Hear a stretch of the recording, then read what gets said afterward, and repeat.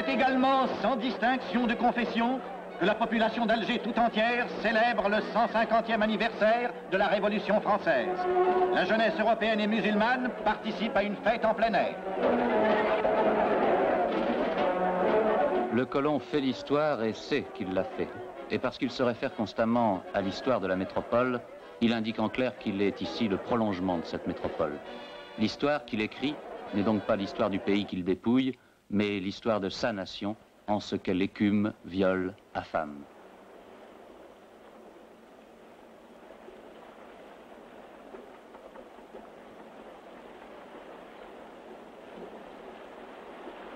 Le fait là, un fiefé paresseux. Pour travailler un jour, il lui en faut 10 de repos. Et s'il a gagné de quoi subsister 3 jours, il cessera de travailler. Et tout ce temps-là, il fera le lézard. Le fait là sent mauvais. Le fait là n'est qu'une bête. Le fait là est grossier. Le fait là est ceci. Il est encore cela. Voilà.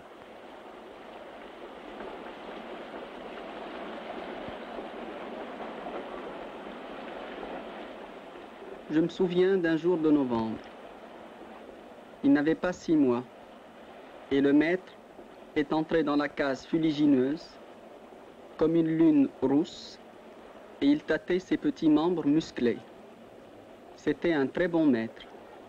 Il promenait d'une caresse ses doigts gros sur un petit visage plein de fossettes. Ses yeux bleus brillaient et sa bouche le taquinait de choses sucrées. Ce sera une bonne pièce, dit-il en me regardant. Et il disait d'autres choses aimables, le maître, qu'il fallait s'y prendre très tôt, que ce n'était pas trop de 20 ans pour faire un bon chrétien et un bon esclave, bon sujet et bien dévoué, un bon garde-chourme de commandeur, œil vif et le bras ferme. Et cet homme spéculait sur le berceau de mon fils, un berceau de garde-chourme.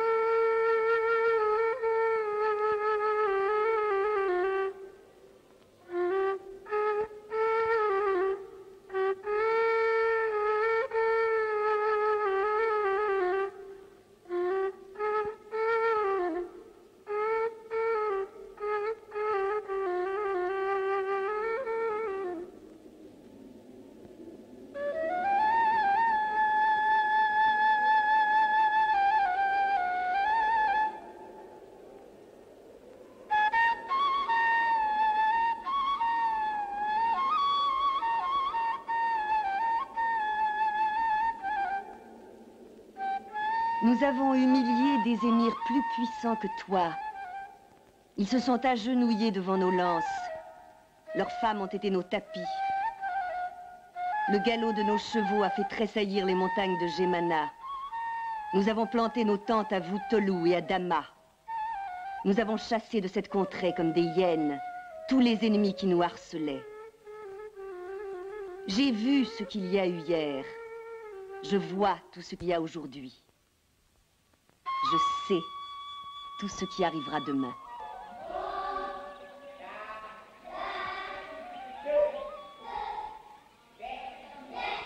À l'école, j'avais personne pour m'aider. Ma mère ne savait ni lire ni écrire en français. En classe, je n'étais pas très bien placé. Je n'apprenais pas. J'avais personne pour me pousser, quoi. Alors, j'ai dû quitter l'école à 12 ans et travailler. Les Arabes n'étaient bons que pour faire les manœuvres ou toutes sortes de corvées ou alors travailler comme docker, comme porteur. Quand un Arabe cherchait à avoir un métier, à se débrouiller pour, on cherchait à l'éliminer. Le colonel avait déconseillé à mon premier patron de me laisser apprendre à travailler. Après, il va vous quitter, il avait dit. Un jour, le maire d'Alger, il est venu et il a demandé qui avait fait ce travail. Le chef des machines monte et me dit: il y a le maire qui vient te féliciter, habille-toi. J'ai refusé et je suis resté en habit de travail. Et je suis descendu. Il y avait le maire. Je les vois toujours devant moi, ces cloches-là. Il y avait toute la smala, toute la commission, comme ils disent. Alors il me dit: C'est vous qui avez fait ce travail, je tiens à vous féliciter. À force d'entendre des félicitations, les poches sont pleines et elles débordent. Il dit, qu'est-ce que cela signifie? Je réponds, c'est qu'on est mal payé. Vous avez ici des pères de famille qui gagnent 40 francs par jour. Je me fous des félicitations, ce qui compte c'est le beefsteak.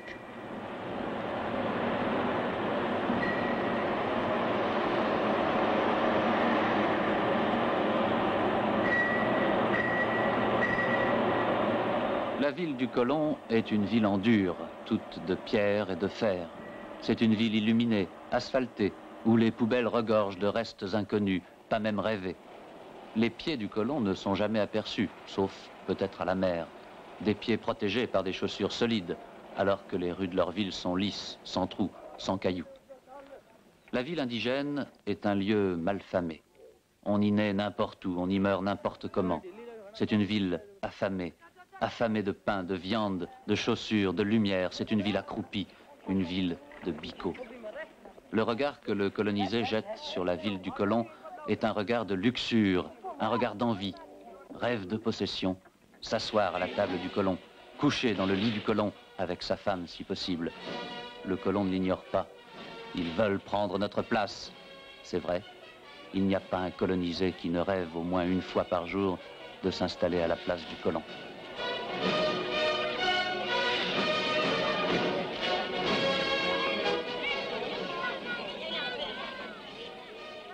Le monde colonisé est un monde coupé en deux. La ligne de partage, la frontière est indiquée par les casernes, par les postes de police. L'interlocuteur du colonisé, le porte-parole du colon est le gendarme ou le soldat.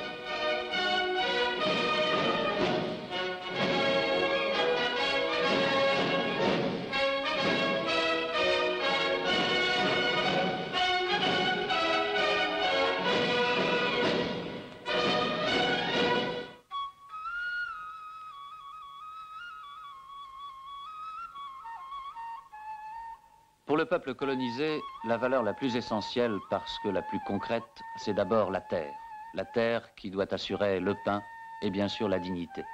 Cette dignité n'a rien à voir avec la dignité de la personne humaine. Cette personne humaine, idéale, il n'en a jamais entendu parler.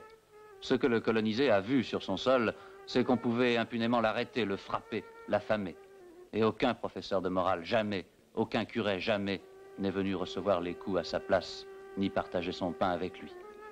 Pour le colonisé, être moral, c'est très concrètement faire taire la morgue du colon, briser sa violence, l'expulser du panorama.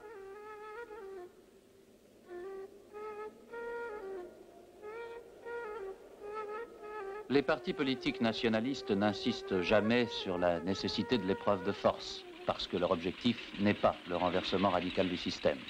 Pacifistes, légalistes, ils sont des partisans d'un ordre nouveau.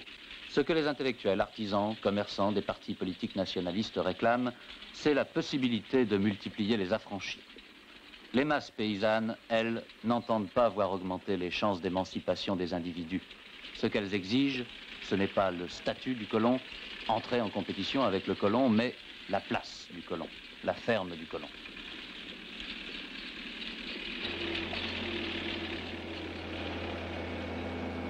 Le colonisé, pillé, alimente lui-même ce mouvement qui va sans transition de la berge du territoire au palais et au dock de la métropole. Les matières premières vont et viennent, elles légitiment la présence du colon. Le colon fait l'histoire, sa vie est une épopée, une odyssée. Il est le commencement absolu. Cette terre, c'est nous qui l'avons faite. Il est la cause. Si nous partons, tout est perdu, cette terre retournera au Moyen-Âge. Malgré les élections truquées, à la Neigelaine, nous faisions encore confiance à la gauche française. Désormais, nous ne pouvions plus faire la différence. Un jeune Oudma devait conclure. Qu'il fausse le mode de scrutin, admettons. Qu'il truque les élections, passe encore. Mais qu'ils agissent à notre nez pour nous traiter ensuite de ratons et nous mettre en tôle, cela nous ne pouvons plus le supporter.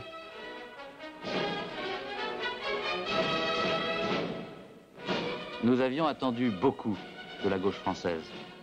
Elle faisait les mêmes gestes, les mêmes promesses, les mêmes discours. C'est le 1er novembre 1954 que la révolution algérienne a éclaté, non pas comme un coup de tonnerre dans un ciel serein, mais comme la conséquence logique de 120 ans d'un régime abhorré. Elle constituait l'aboutissement inéluctable de cette suite ininterrompue d'humiliations infligées au peuple algérien.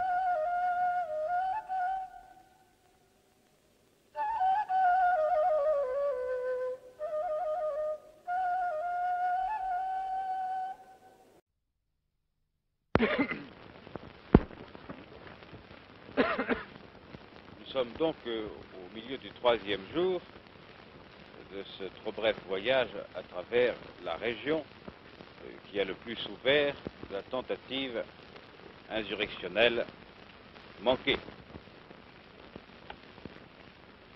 Hier et avant-hier, nous avons vu des régions fort différentes, aussi bien par le tempérament des populations, par l'aspect du relief, et soit à Aris, soit à Kuntoub, soit à Kout, nous avons pu faire une sorte de pèlerinage là où l'on avait vu des hors-la-loi.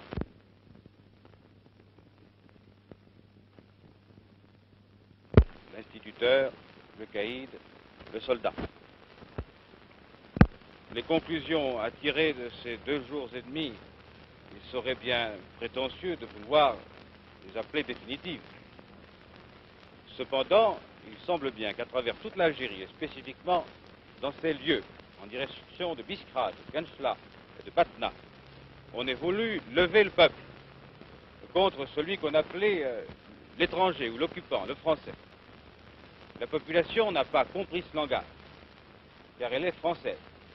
Elle n'a donc pas suivi, elle n'a pas obéi au mot d'ordre. De ci, de là, elle a hésité, mais dans peu d'endroits. Et si elle a hésité, c'est en raison de ce drame que nous connaissons bien depuis tant d'années, quand la force semble pencher d'un côté, souvent la masse ignorante ne sait plus où se trouve son devoir. Il est donc de notre devoir à nous de faire peser la force du côté de l'ordre, du côté de la France, du côté de la concorde entre les citoyens. Nous ne voulons pas atteindre la masse de la population. Nous ne voulons pas la frapper. Nous voulons même l'épargner, au risque, le cas échéant, de perdre certains atouts dans la recherche des coupables. D'abord, nous avons voulu, en toutes circonstances, que la population n'ait pas à souffrir de la présence, parmi elles, de la présence d'agents de caractère terroriste, cela est indéniable. Mais cette précaution ne peut aller au-delà des autres nécessités qui nous incombent. Et il faut que les populations comprennent qu'elles doivent nous aider ou bien qu'elles s'exposent par la force des choses et malgré notre volonté à souffrir davantage de la situation présente. Sans le concours des populations, rien n'est tout à fait possible, sans aucun doute, mais les premières victimes, si elles n'agissent pas dans ce sens, ce sera elles. Et comme notre devoir est de les en prévenir, nous ne manquons pas une occasion de le faire. Nous ne frapperons donc pas d'une manière collective. Nous éviterons tout ce qui pourrait apparaître comme une sorte d'état de guerre. Nous ne le voulons pas. Mais nous châtierons d'une manière implacable, sans autre souci que celui de la justice, et en la circonstance, la justice exige la rigueur, les responsables. Et tous ceux qui seront surpris, agissant d'une façon évidente, par le moyen des armes contre l'ordre, doivent savoir que le risque pour eux est immense, dans leur vie, dans leurs biens, et si nous le regrettons, puisque ce sont nos concitoyens, ils sont soumis, comme tout criminel, à la loi, et la loi sera appliquée. Voilà ce que je vous dis au nom du gouvernement. J'ai mis longtemps à comprendre que, ne disposant pas d'armée, le terrorisme était pour nous la seule réponse efficace à la violence de l'oppression coloniale.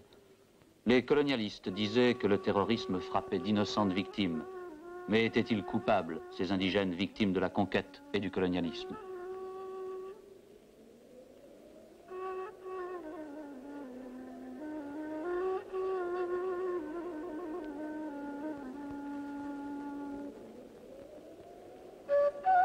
Lorsque les forces de répression, dites forces de l'ordre, abattent un arabe, c'est toujours un rebelle, les armes à la main.